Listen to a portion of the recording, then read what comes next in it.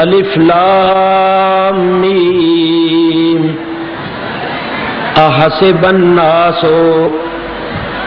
کیا لوگوں کا گمان ہے ان یترکوا ان یقولوا آمنا، یہ کہ ان کو چھوڑ دیا جائے گا صرف اتنا کہنے پر کہ ہم ایمان لائے، وَهُمْ لَا يُفْتَنُونَ، اور ان کی آزمائش نہیں ہوگی۔ اللہ تعالیٰ ارشاد فرماتا ہے اگر لوگوں کا یہ گمان ہے کہ ہم نے پڑھ لیا ہے لا الہ الا اللہ محمد الرسول اللہ، تو چلو اب چھٹی ہوئی، اب ہمارا کوئی امتحان نہیں ہوگا، کوئی آزمائش نہیں ہوگی، تو ان کا یہ گمان غلط ہے۔ ہر مومن کو، ہر مدعی ایمان کو یہ یاد رکھنا چاہیے کہ اس کی ضرور آزمائش ہوگی، اور یہ آزمائش کرنا، امتحان کرنا، یہ ہماری سنت ہے۔ فرمایا وَلَقَدْ فَتَنَّ الَّذِينَ مِن قَبْلِهِمْ، بے شک ہم نے ان کو بھی آزمایا جو ان سے پہلے تھے، ہم نے پہلوں کو بھی آزمایا ہے اور موجودہ لوگوں کو بھی آزمائیں گے، اور ہم کیوں آزماتے ہیں؟ فَلَيَعْلَمَنَّ اللَّهُ الَّذِينَ صَدَقُوا وَلَيَعْلَمَنَّ الْكَاذِبِينَ، تاکہ اللہ تعالی ظاہر کر دے ان لوگوں کو جو سچے ہیں، اور ظاہر کر دے ان لوگوں کو جو جھوٹے ہیں۔ یاد رکھو اللہ تبارک و تعالی عالم الغیب والشہادہ ہے، وہ تو سب کچھ پہلے سے جانتا ہے، اس کا علم قدیم ہے، مگر وہ اپنے بندوں کا امتحان اس لیے کرتا ہے کہ اس کے بندوں کا صبر و استقلال لوگوں پر ظاہر ہو جائے، اور لوگ جان لیں کہ اللہ کے بندے اللہ تعالیٰ کی راہ میں کس قدر ثابت قدم ہیں کہ دنیا کی کوئی طاقت ان کے قدموں میں تزلزل پیدا نہیں کر سکتی، اور یہ بھی ظاہر کر دے کہ کون لوگ جھوٹے ہیں، کون لوگ ہیں جو صرف زبانی کلامی جمع خرچ کرتے ہیں، لیکن عمل کے وقت میدان عمل میں وہ اپنی صداقت کا اور ایمان پر استقامت کا وہ مظاہرہ نہیں کر سکتے، بلکہ وہ متزلزل ہو جاتے ہیں۔ تو اللہ تبارک و تعالیٰ کی یہ حکمت ہے کہ اللہ تعالیٰ امتحان کرتا ہے تاکہ ظاہر ہو جائے کہ کون سچا ہے اور کون جھوٹا ہے، کون اس کی راہ میں ثابت قدم ہے اور کون متزلزل ہے۔ اللہ تعالیٰ ارشاد فرماتا ہے وَلَنَبْلُوَنَّكُمْ بِشَيْءٍ مِّنَ الْخَوْفِ وَالْجُوعِ وَنَقْصٍ مِّنَ الْأَمْوَالِ وَالْأَنفُسِ وَالثَّمَرَاتِ،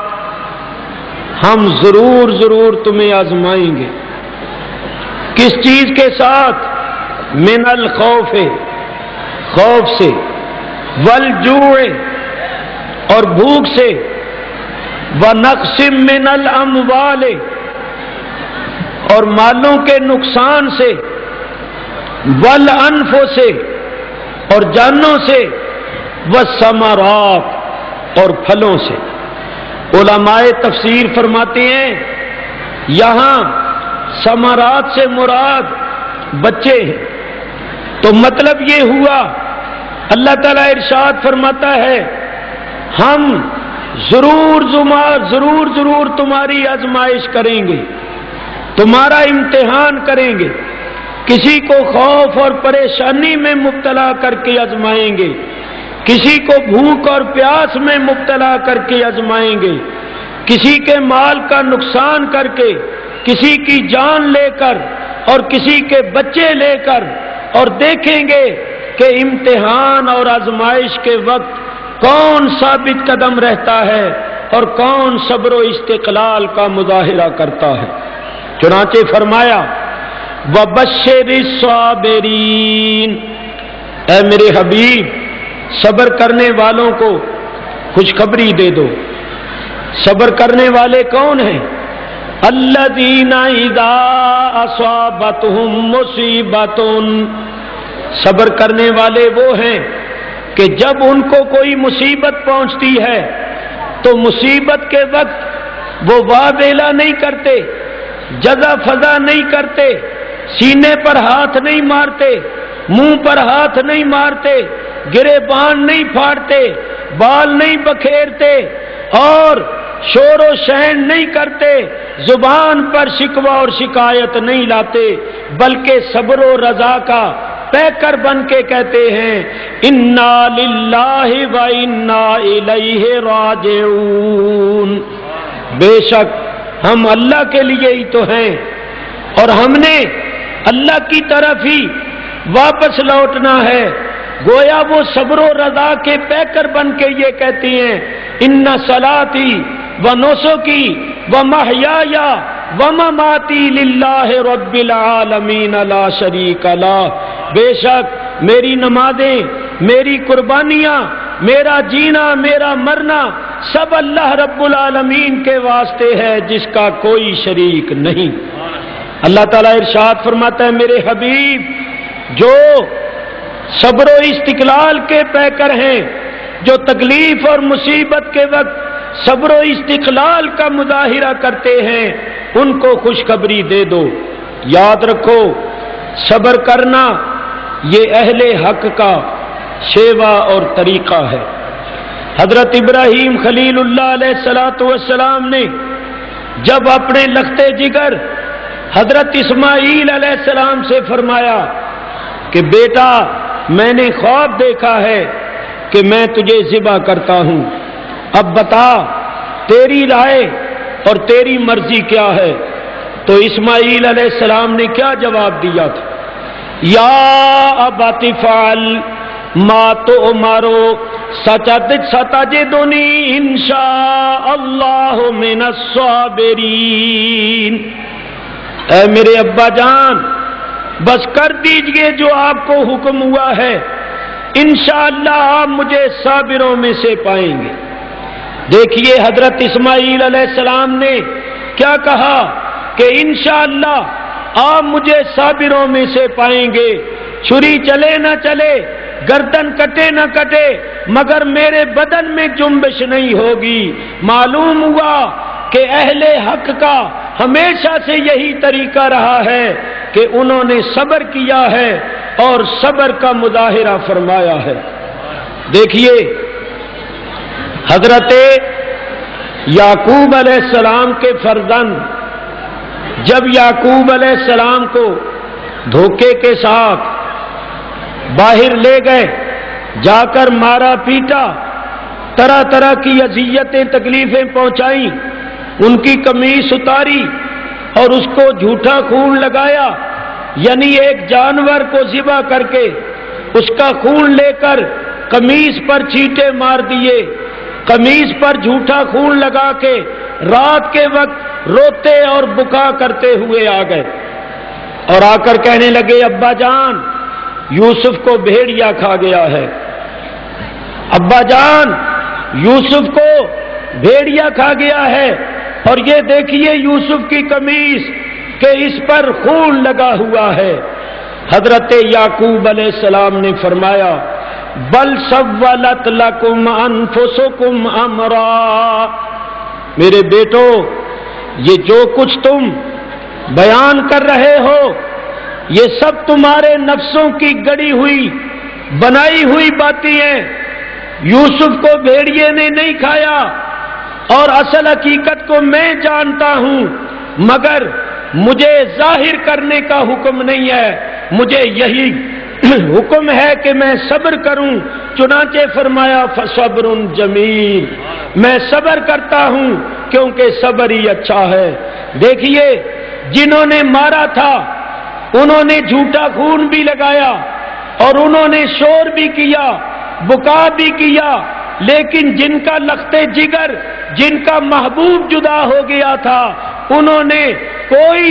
اس قسم کی حرکت نہیں کی، نہ کوئی جھوٹا خون لگایا، نہ کوئی ڈرامہ وغیرہ رچایا،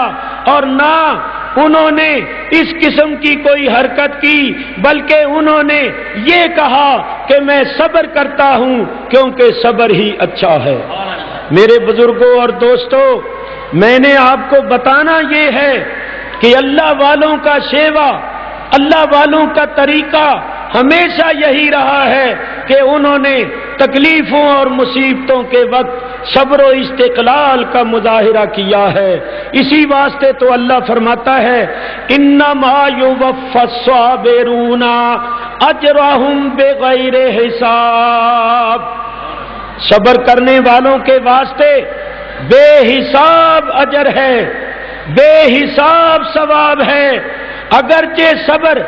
بڑا کٹھن اور بڑا دشوار ہے، لیکن اس کا اجر و ثواب بھی بے شمار ہے۔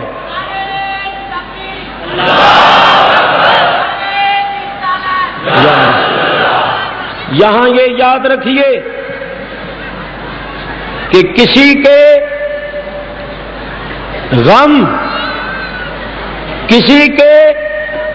غم کو پیش نظر رکھتے ہوئے یا کسی پر آنے والے مصائب کا تصور کرتے ہوئے اشک بار ہو جانا، یعنی بے اختیار آنکھوں میں آنسوؤں کا آ جانا، یہ بے صبری نہیں ہے، یہ جزا فضا نہیں ہے۔ نبی کریم علیہ الصلوۃ والسلام نے جب حضرت امام حسین رضی اللہ تعالیٰ عنہ کی شہادت کی خبر دی تھی، اس وقت آپ کی آنکھوں سے آنسو جاری تھے، اور جس وقت امام علی مقام شہید ہوئے اور نبی کریم علیہ الصلوۃ والسلام کو خواب میں دیکھا گیا، اس وقت بھی آپ کی آنکھوں سے آنسو جاری تھے۔ معلوم ہوا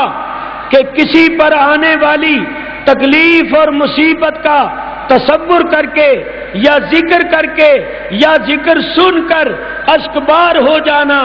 یہ بے صبری نہیں ہے، یہ ماتم نہیں ہے، بلکہ یہ تو درد ہے، یہ ذوق ہے، یہ رحمت ہے۔ بے صبری یہ ہے کہ سینے پر ہاتھ مارے جائیں، منہ پر ہاتھ مارے جائیں، گریبان پھاڑا جائے، بال بکھیرے جائیں اور زبان پر حرف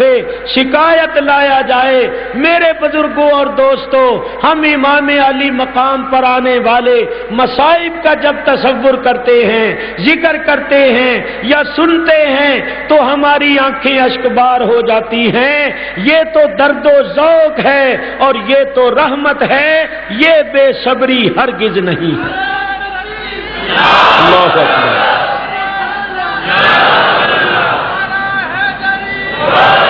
گزشتہ رات میں نے آپ حضرات کے سامنے حضرت امام مسلم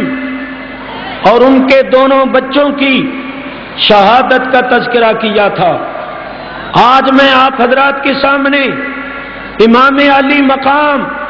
حضرت امام حسین رضی اللہ تعالیٰ عنہ کی شہادت کا ذکر کروں گا۔ میرے بزرگوں اور دوستوں، جس دن حضرت امام مسلم کوفے میں شہید کر دیے گئے، اسی دن حضرت امام علی مقام مکہ مکرمہ سے چل پڑے، کیونکہ امام مسلم کا خط پہنچا تھا کہ حالات بڑے تسلی بخش ہیں، کوئی خوف و خطرہ نہیں ہے۔ تو امام علی مقام نے اپنے اہل و عیال کو، اپنے عزیز و اقارب کو بھی اپنے ساتھ لے لیا۔ آپ نے اپنی دونوں بیویوں کو اور دونوں بہنوں کو، ایک بیٹی کو، 3 بچوں کو، 4 بھتیجوں کو، 2 بھانجوں کو اور 8 بھائیوں کو اور 50 کے قریب دوستوں کو ساتھ لے لیا۔ اور یہ 82 نفوس پر مشتمل قافلہ مکہ مکرمہ سے روانہ ہو گیا۔ بعد صحابہ کرام نے روکا، امام علی مقام نے فرمایا کہ یہ مسلم کا خط آیا ہے، حالات تسلی بخش ہیں، کوئی خوف و خطرہ نہیں ہے۔ امام علی مقام چل پڑے۔ جس وقت آپ 2 منزل سفر کر چکے تھے، یعنی تقریباً 35-36 میل آپ نے سفر کیا تھا کہ آپ کے بہنوئی حضرت عبداللہ بن جعفر طیار، حضرت سیدہ زینب کے شوہر، وہ پیچھے گئے اور جا کر کہا کہ اے میرے پیارے بھائی، آپ کو صحابہ کرام نے بھی روکا اور آپ کو معلوم ہے کہ اہل کوفہ نے آپ کے والد ماجد کے ساتھ کیا سلوک کیا تھا۔ آپ کے بھائی حسن مجتبیٰ کے ساتھ بھی انہوں نے وفا نہیں کی، تو آپ کوفے کیوں جا رہے ہیں؟ آپ کوفے جانے پر کیوں بضد اور مصر ہیں؟ امام علی مقام نے فرمایا بھائی، یہ ایک راز کی بات ہے، یہ ایک بھید ہے، اس کو بھید ہی رہنے دو اور مجھے کوفے جانے دو، میں کوفے ضرور جاؤں گا۔ حضرت عبداللہ آپ کے چچا زاد بھائی بھی تھے، بہنوئی بھی تھے، انہوں نے کہا آپ مجھے ضرور بتائیے کہ آپ کے کوفے جانے میں کیا راز اور بھید ہے، مجھے نہیں بتائیں گے تو اور کس کو بتائیں گے؟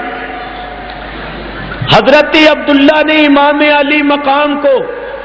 خدا کی قسم دے دی کہ میں آپ کو اللہ کی قسم دیتا ہوں، مجھے ضرور بتائیے کہ کیا راز ہے، آپ کوفے جانے پر کیوں بضد اور مصر ہیں؟ امام علی مقام نے فرمایا بھائی، تم نے اللہ کی قسم دے دی ہے، بہت بڑی ذمہ داری مجھ پر عائد کر دی ہے، تو میں تمہیں بتاتا ہوں۔ سنو، مجھے خواب میں نانا جان صلی اللہ علیہ وسلم کی زیارت ہوئی۔ میرے نانا جان صلی اللہ علیہ وسلم نے مجھ سے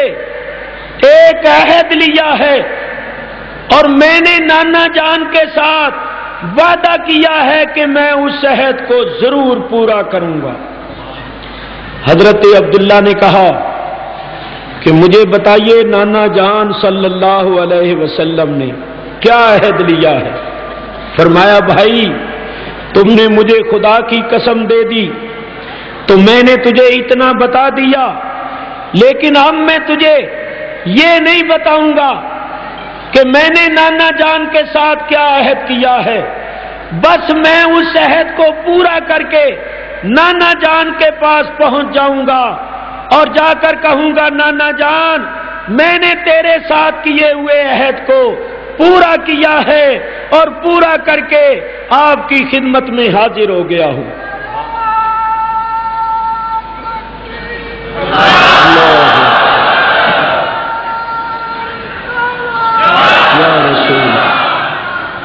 میرے بزرگوں اور دوستوں،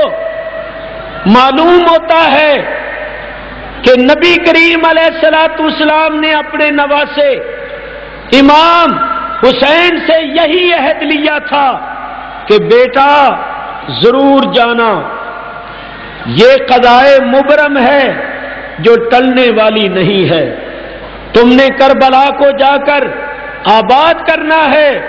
کربلا کو بسانا ہے اور وہاں صبر و استقلال کا مظاہرہ کرنا ہے اور آنے والی نسلوں کے واسطے